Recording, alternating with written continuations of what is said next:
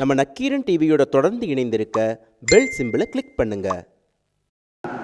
நான் இன்னைக்கு சொல்றேன், எங்க மாவட்டத்தில் பக்கத்து மாவட்டத்துக்காக ஓ பன்னீர்செல்வம் அவருக்கு திடீர்னு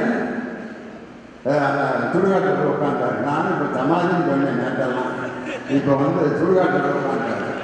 உட்காந்து ஒரு 20 நிமிஷம் இந்த டிவிக்காரங்க இருக்காங்களே, 20 நிமிஷம் அவர் உட்காந்துருக்கிறதே காட்டினாங்க. சரி, ஜனங்களுக்கு போராடி சொன்னோன்னா மெரினா நடக்காது, வீரிய சாலை, பூவப்பூர் விடுதி, கவர்னர் ஸ்க்ரீனை நாளாக வகுத்துட்டேன். வகுத்து நம்ம இதையும் பார்த்தனா அதையும் பார்த்தேன்.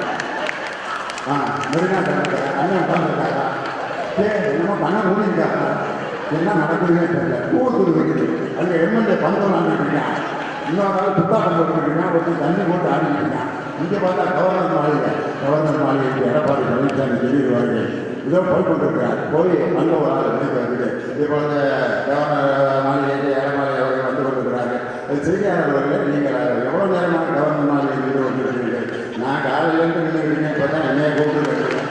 கூப்பிட்றப்ப தானே சொன்னீங்க, நானும் பேசிக்கிட்டீங்களா வைத்தியாரத்துக்கு ஓடி போயிடுறாங்க, பக்கத்தில் தான் டிவி பார்க்கறது அப்படின்னு சொல்ல முடியுங்க. அவர் மைக்கோட்டுக்கு கவர்னர் மாளிகையில் ஒரு ஆள் இருக்கிறாங்க. நாளாக பிரித்து அந்த ஸ்கிரீனை போட்டு வைத்தியம் முடிக்க வச்சு 20 நிமிஷம் கழிச்சு எந்திரிச்சு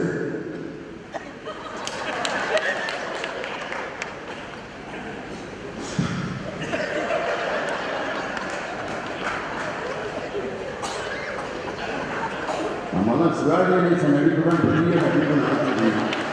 அப்படியே நடித்தாங்க. ஒரு கீழே விழுந்து வந்துருச்சு. நம்ம தான் பத்திரிகை பொறுப்பு.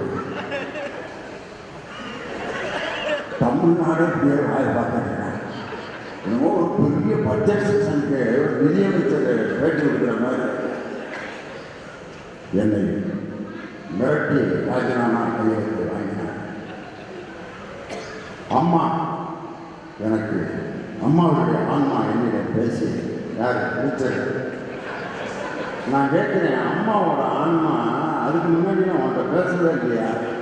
நான் கேட்குறேன்.